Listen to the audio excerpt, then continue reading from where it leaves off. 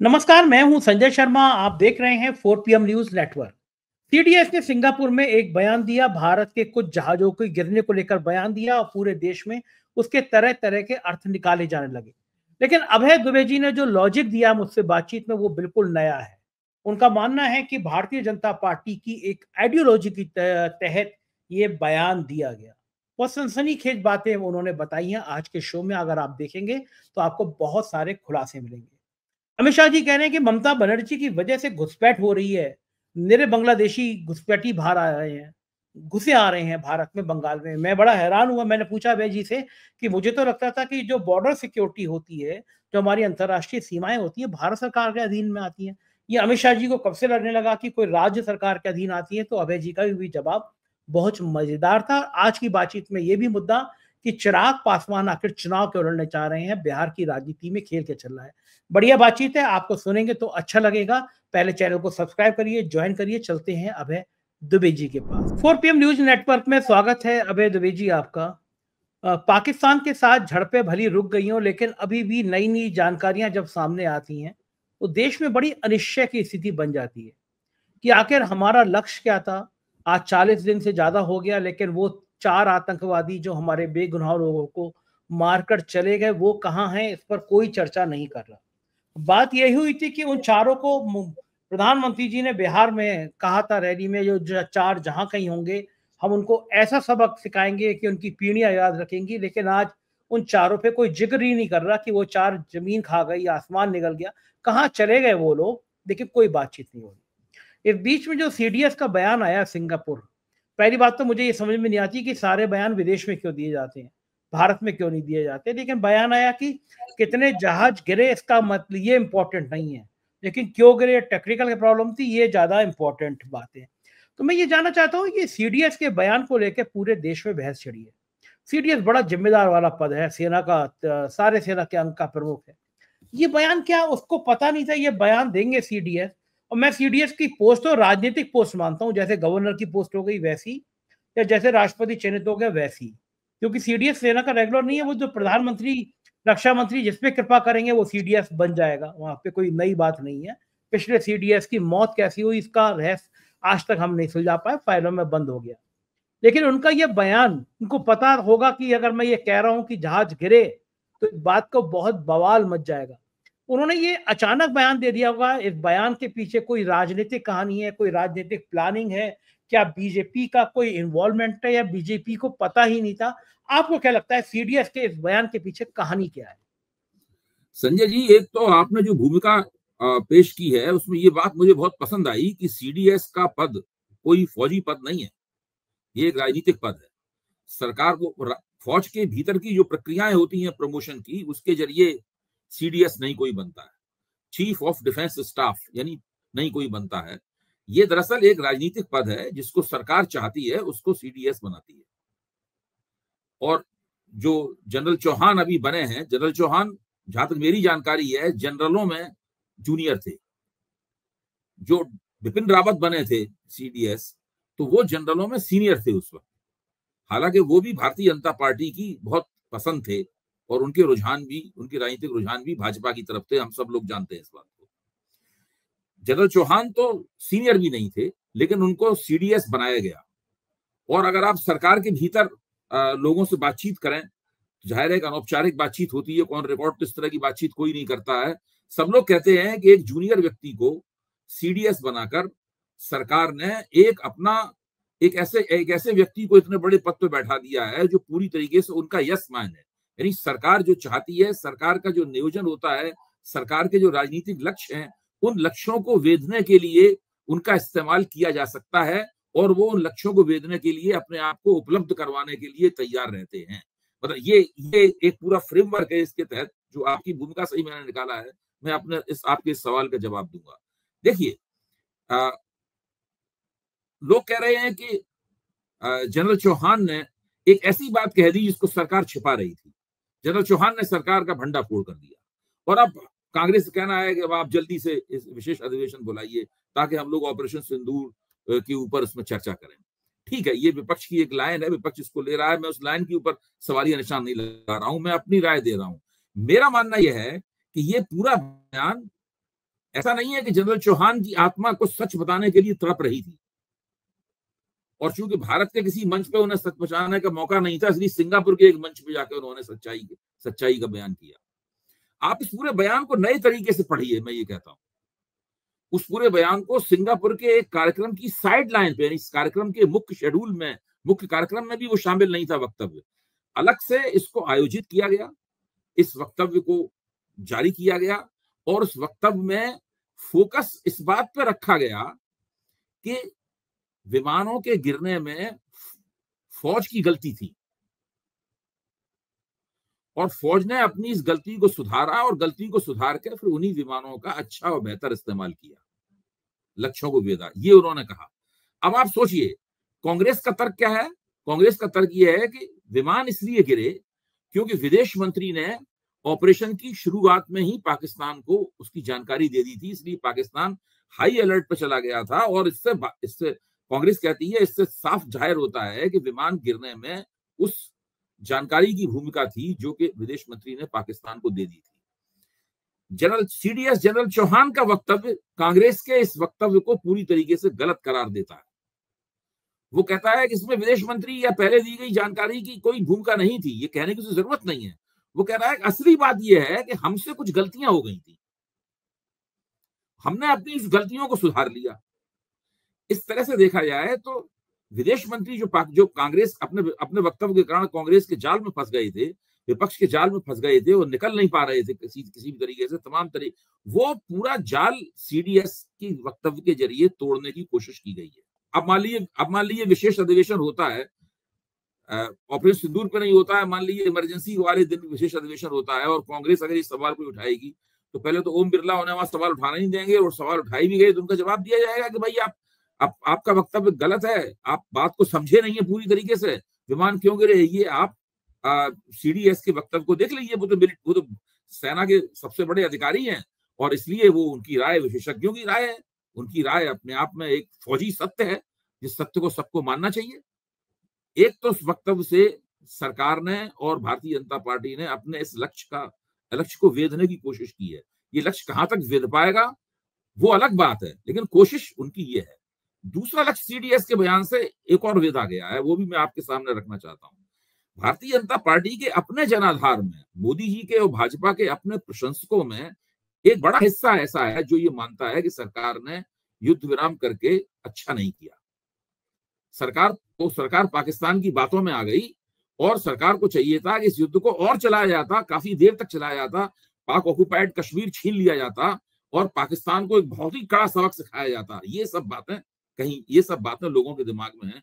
तो सीडीएस ने इस बात पर भी जोर दिया है कि लंबा युद्ध चलाना ठीक बात नहीं है, लंबे युद्ध चलाने से हमारी अर्थव्यवस्था गड़बड़ा जाती है। ये सब उन्होंने वक्तव्य में अपनी बातें कही हैं।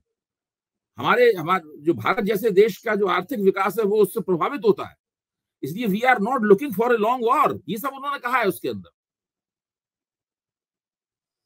मतलब आप सोचिए कि ये सब कितने होशियारी, ये सीडीएस का काम थोड़ी ना है वार लंबा करना चाहिए कि छोटा करना चाहिए। वार लंबा होगा कि छोटा होगा, ये तो परिस्थिति बताएगी। मान लो पाकिस्तान हम पर हमला करते ही चला जाए, तब भी हम छोटा ही वार करेंगे क्या? हाँ बिल्कुल ठीक बात है, ये तो राजनेताओं का काम है। ये एक मुख्य तौर पर फौजी भाषा शैली में दिया गया, राजनीतिक भाषा शैली से अलग करके बहुत ही होशियारी के साथ दिया गया, फौज के एक सर्वोच्च अधिकारी द्वारा दिलाया गया एक ऐसा वक्तव्य है जो कि भारतीय जनता पार्टी और सरकार के राजनीतिक उद्देश्यों की पूर्ति करता है और विपक्ष के राजनीतिक उद्देश्यों का खंडन करता है। ये वो वक्तव्य है, इसलिए इस वक्तव्य को इस दृष्टि से देखना चाहिए। मैं सीडीएस चौहान की जो निष्ठा है या उन्होंने जो कहा है उसके ऊपर कोई टिप्पणी नहीं कर रहा हूं, मैं उसका एक राजनीतिक पाठ कर रहा हूं। पहली बात तो यह है कि आप इस तथ्य को लोगों को नहीं बता रहे हैं कि आपके विमान कितने गिरे। नंबर एक बात, जब आपसे पूछा जाता है तो आप उस बात को टाल देते हैं और कहते हैं कि विमान गिरने के कारणों पर गौर कीजिए। तो वो कारण, सबसे पहले कारणों को रेखांकित किया था कांग्रेस ने, और उन कारणों को विदेश मंत्री के वक्तव्य से जोड़ा था उन्होंने। सीडीएस ने उसको विदेश मंत्री के वक्तव्य से काट के फौज के ऊपर ले लिया। हाँ। फौज की कुछ गलतियां हुई थी। अच्छा, अब अगर इनकी इस बात को सही माना जाए कि फौज की गलतियां हुई थी, फिर तो राफेल बनाने वाली जो फ्रेंच कंपनी है 10 उसकी ये बात सही है कि भाई आप अपना मेंटेनेंस सही नहीं कर रहे हैं, आपके जो पायलट हैं वो ठीक से प्रशिक्षित नहीं है, उसका तर्क ये है। और ये बात ये भी है जी, और ये मुद्दा भी आया था ना कि राफेल का जो कोड था वो कोड फ्रांस ने हमको नहीं दिया, जो दूसरा कोड था। हाँ, दूसरे ये भी एक हकीकत है कि राफेल विमान का एक सोर्स कोड है। वो सोर्स कोड वायुसेना और भारत सरकार 10 कंपनी से पिछले 1 साल से मांग रही है, और 10 कंपनी उसे वो सोर्स कोड देने के लिए तैयार नहीं है। उसका मानना ये इसको देने से टेक्नोलॉजी के ऊपर हमारा जो कंट्रोल था वो कंट्रोल हिल जाएगा, हम वो कंट्रोल अपना खो देंगे। अबे जी, कोई आप सामान खरीदते हैं तो एक एग्रीमेंट होता है, एक टेंडर होता है, उसमें सब चीजें लिखी होती हैं। और अगर ये लिखा होगा कि भाई हम आपका दूसरा कोड नहीं देंगे तो वो विमान नहीं खरीदेगा, कोई भी देश नहीं खरीदेगा। भारत तो तब भी बहुत ताकतवर देश है। क्या आपको लगता है कि राफेल की जब से बात हुई तब से कुछ ना कुछ खराब बातें सामने आने लगी? देखिए पहली इसमें बात है तो क्या, ये आप जो अनिल बात कह अंबानी, रहे हैं, मैं ये आप कह रहा जो हूँ कि बात कह रहे हैं अभी जी मैं ये कह रहा हूँ कि जी, देखिए, पहली शुरुआत हुई अनिल अंबानी से। एक ऐसी कंपनी जो डिफॉल्टर घोषित हो चुकी है, उसका राफेल की के खरीद में इन्वॉल्वमेंट नहीं होना चाहिए था। फिर सुप्रीम कोर्ट में कहा गया कि राफेल की कुछ फाइलें चोरी हो गई, जब राफेल का बहुत बड़ा मुद्दा आया। फिर किसी तरह सुप्रीम कोर्ट से निपटाया गया कि इसकी अलग से जांच ना हो, इसके रेट क्या हैं, क्या डील हुई, ये ना पता है चले देश को। आपको लगता है राफेल जब से एक बात हुई ये शुरू था, और फिर बाद में जब राफेल आ भी गया तो हमारे रक्षा मंत्री उस पर नींबू और हरी मिर्च लगा रहे थे, तो उसके लेके बाद में मजाक उड़ी। तो मेरा कहना है कि राफेल जब से आया तब से कुछ ना कुछ विवाद क्यों हो रहे हैं भारत में? नहीं, जब ये बात सामने आ गई है निकल कर कि राफेल 10 कंपनी भारत को राफेल विमानों का सोर्स कोड नहीं दे रही है, तब तो ये बात पूछी जानी चाहिए कि क्या जब जो कॉन्ट्रैक्ट दोनों के बीच में जिस करार पे दस्तखत हुए थे उसमें कहीं ये लाइन लिखी हुई थी कि उसका सोर्स कोड इतने दिनों में दिया जाएगा। भाई सोर्स कोड अगर ये नहीं लिखा हुआ तो राफेल कंपनी देने को मजबूर नहीं है आपको। और आज के जमाने में तो जब आप विदेशों से कोई चीज लेते हैं तो उसकी टेक्नोलॉजी का ट्रांसफर कैसे होगा, किस हद तक होगा, क्या होगा, उसका मेंटेनेंस कौन करेगा, रख रखाव कौन करेगा, विमान खराब हो जाएगा उसकी मरम्मत क्यों करेगा, इन्हीं सब के अंदर तो अनिल अंबानी और उनकी कंपनी का नाम सामने आया था। मरम्मत और रख रखाव के मामले में तो उनका नाम सामने आया था। तो ये सब पूछने की बात है, क्या भारत सरकार ने उस वक्त 10 के साथ जो करार किया था उस करार में ये बात थी कि नहीं थी? अगर ये बात नहीं थी तो क्यों नहीं थी, और अगर ये बात थी तो आप 10 कंपनी को मजबूर क्यों नहीं कर पा रहे हैं कि वो अपनी उस वायदे को पूरा करें? ये तो अपने आप में एक बहुत बड़ा सवाल है ना। हाँ, भाई अच्छी बात सोर्स है कि कोड आप, ना मिल पाने की वजह से आप दरअसल उन विमानों के पूरे स्वामी नहीं होते। हाँ, आधा आधी आप चीजें रहेंगी, आधी आप नहीं रहेगी। आप 10 कंपनी के ऊपर बहुत निर्भर हो जाते हैं। सही बात है। इस बीच में एक बड़ी खबर आई है, एनडीटीवी के ट्विटर अकाउंट पे भी है। भारत और पाकिस्तान के बीच पानी को लेकर बनी तनावपूर्ण स्थिति के बीच चीन की ओर से बड़ा बयान सामने आया है। बीजिंग स्थित Center for China and Globalization के उपाध्यक्ष विक्टर गांव ने ब्रह्मपुत्र नदी में भारत में आने वाले पानी को रोकने के संकेत दिए हैं। विक्टर ने भारत को सिंधु जल समझौते पर भारत के रुख को लेकर नाराजगी जताते हुए कहा है, आप दूसरों के साथ वैसा बर्ताव ना करें जो आप अपने लिए नहीं चाहते। चाइना पूरी तरह से पाकिस्तान के साथ खुल के है ही है शुरू से, और अब तो पानी, हम अगर सिंधु जल समझौते को रोकेंगे तो वो हमारा ब्रह्मपुत्र रोकेगा। हमारी तरफ से यह आया कि हम सिंधु जल समझौते को रद्द करेंगे। गोदी मीडिया ने शुरू कर दिया कि पाकिस्तान में हाहाकार मच गया है, पानी खत्म हो गया है, टोटी से पानी नहीं आ रहा, वो नहा नहीं पा रहे। हकीकत ये, तब तक हमारा एक बूंद पानी भी हम सिंधु नदी का ना रोक पाए थे, और ना अभी हमने रोका है। दूसरी बात ये मैं जानना चाहता हूं कि चाइना पिछले 11 सालों से मोदी जी देश के प्रधानमंत्री हैं। चीन के प्रति हमारी आत्मनिर्भरता लगातार बढ़ती चली जा रही है। अगर आज चाइना हाथ पीछे खींच ले तो दवा कंपनी में हाहाकार मच जाएगा। दवा कंपनी 100 गुना महंगे रेट हो जाएंगे दवाओं के भारत में, हाहाकार मच जाएगा। हम चाइना के ऊपर 11 साल से निर्भर हैं। स्वदेशी की आत्मनिर्भरता की बात हमारे प्रधानमंत्री जी बहुत मंचों पे करते रहे, लेकिन क्या कारण है कि चीन की तरफ से हमारा व्यापार लगातार, हम उनको कम माल देते रहे, उनसे माल ज्यादा खरीदते रहे, और रेशो लगातार बढ़ रहा है। ये जानते हुए कि चीन हमारा दुश्मन है, हम लगातार उसके हाथों खेल रहे हैं, मजबूर हैं धंधा करने को। ऐसी स्थिति देश में कभी नहीं आई, आजादी के बाद से लेकर कभी नहीं आई कि कोई देश हमें इतना मजबूर कर दे, इतना विवश कर दे, ऐसे धमकाए और तब भी मुझसे माल खरीदें। देश में हो क्या रहा है भाई जी? देखिए, मैं ये मानता हूं कि जो राजनीतिक परिस्थिति है इस वक्त, ग्लोबल ग्लोबल पॉलिटिकल सिचुएशन है, उसका जो विदेश नीति वाला हिस्सा है और वाणिज्य नीति वाला हिस्सा है, ये दोनों बिल्कुल अलग अलग हो गए हैं। वो जमाना चला गया कि हम केवल उन्हीं देशों के साथ में व्यापार करते थे जिन देशों से हमारे संबंध अच्छे होते थे। ये ग्लोबलाइजेशन का जमाना, किसी देश से आपके संबंध अच्छे नहीं भी होंगे तब भी उसके साथ आपका व्यापार काफी चलता रह सकता है। चीन और भारत का जो वाणिज्यिक संबंध है वो इस बात का सबसे बड़ा सबूत है।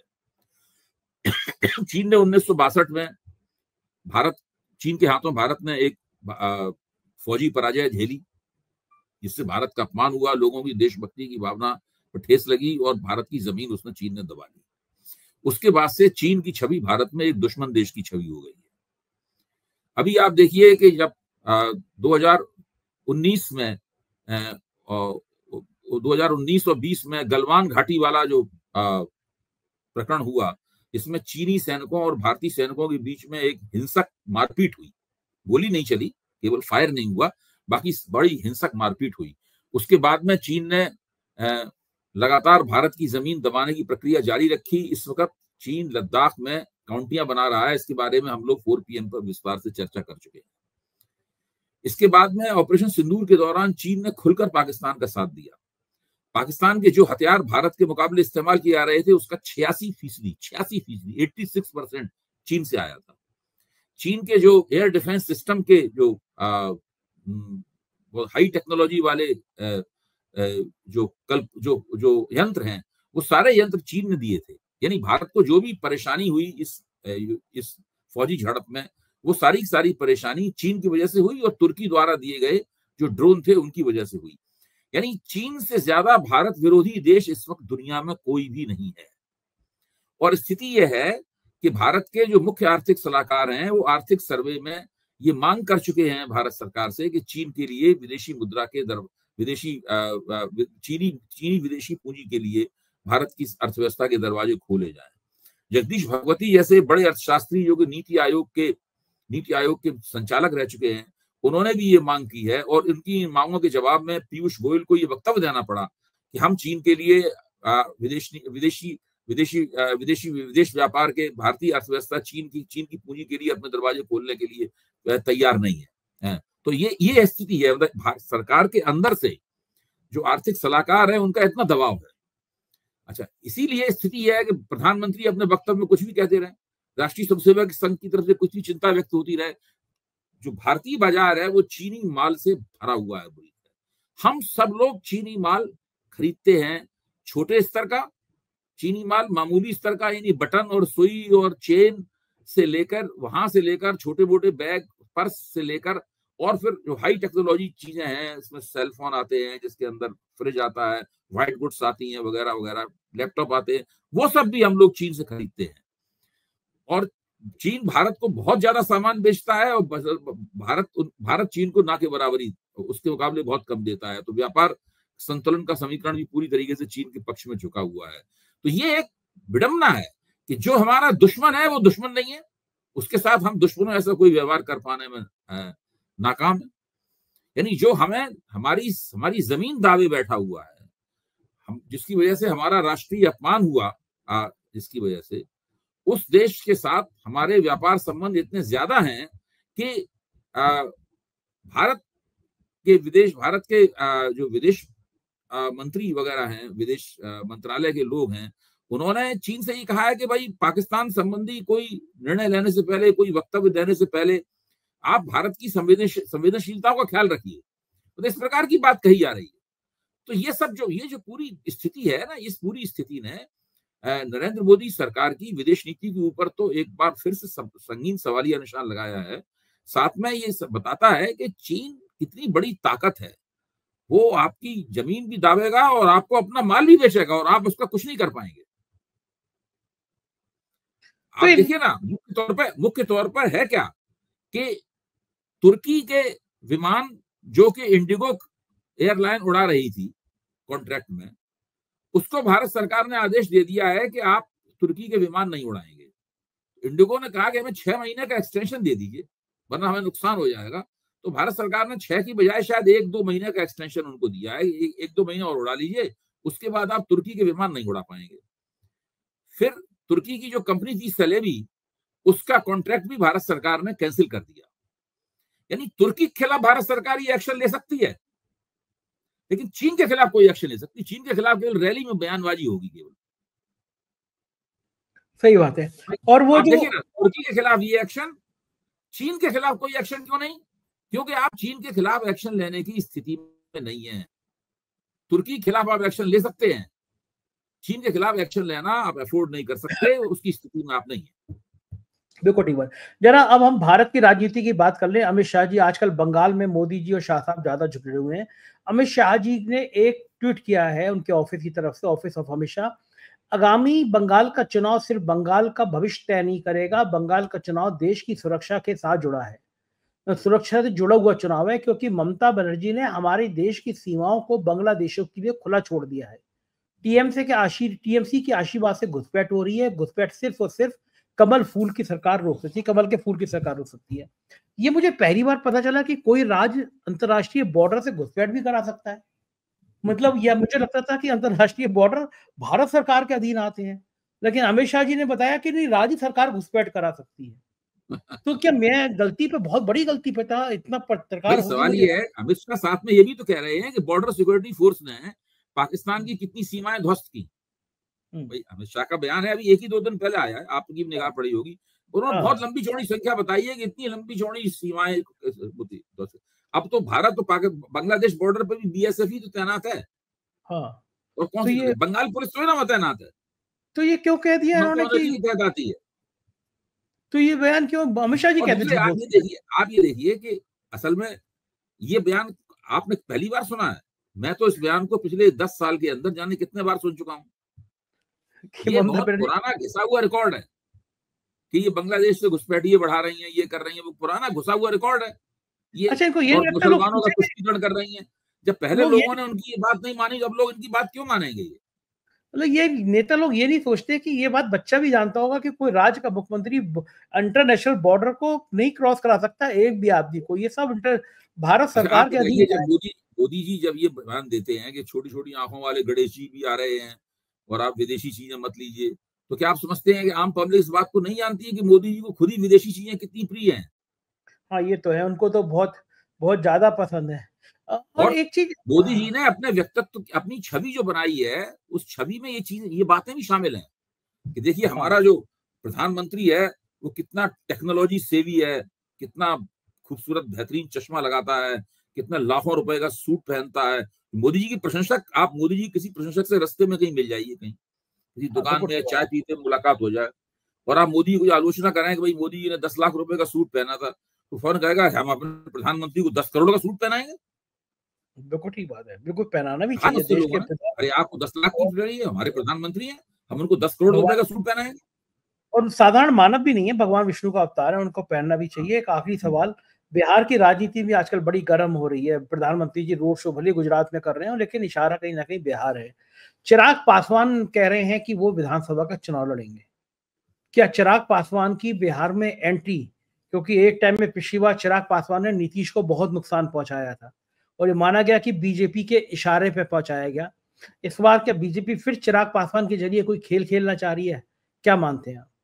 अच्छा, क्या आप ये मानते हैं या नीतीश कुमार ये मान सकते हैं कि चिराग पासवान बिना बीजेपी से बात किए हुए और योजना बनाए हुए बिहार में चुनाव लड़ने के लिए चुनाव लड़ने जाएंगे? नहीं। कोई बिल्कुल जिसको अकल से पैदा होगा वही इस बात पे यकीन करेगा। पिछले चुनाव में भी उन्होंने भारतीय जनता पार्टी के साथ साजिश करके नीतीश कुमार का आधार के आधार को तोड़ा था उन्होंने, और नीतीश कुमार की सीटें कम की थी। उसी से मिलता जुलता खेल फिर से खेला जा रहा है। देखिए, चिराग पासवान अगर केंद्रीय मंत्री रहते हुए और सांसद रहते हुए अगर बिहार में एमएलए का चुनाव लड़ते हैं, तो एनडीए के समर्थन आधार में क्या संदेश जाएगा? संदेश ये जाएगा कि मुख्यमंत्री पद के अब 2 उम्मीदवार हैं, एक नीतीश और एक चिराग। अभी तक तो भाजपा की तरफ से मुख्यमंत्री पद का कोई उम्मीदवार प्रोजेक्ट किया नहीं जाता था कभी। तो नीतीश हाँ, कुमार, कहा जाए ना कहा जाए, नीतीश कुमार ही उम्मीदवार रहते थे हमेशा। ठीक बात है। अब अगर एक केंद्रीय मंत्री चुनाव लड़ेगा, हाँ, तो ये मान लिया जाएगा कि जो प्रत्यक्ष रूप से भाजपा, तो सीधी बात निकल के ये आएगी कि भाई ये भी उम्मीदवार है मुख्यमंत्री पद के, जिससे नीतीश कुमार की पोजीशन कमजोर होगी। ठीक बात है। यानी बिहार की राजनीति में अभी बहुत सारे पेच आने बाकी हैं और प्रधानमंत्री जी बिहार के लिए अभी से कमर कस रहे हैं। बहुत बहुत शुक्रिया अभय जी, आपने इतना समय दिया, धन्यवाद। तो ये थे अभय द्विवेदी जी और पूरी बातचीत आपने सुनी। आपका प्यार भरे कमेंट का मुझे इंतजार रहेगा। आपका साथ हमारे लिए बहुत जरूरी है। कमेंट करिएगा, बताइएगा बातचीत कैसी थी। शुक्रिया।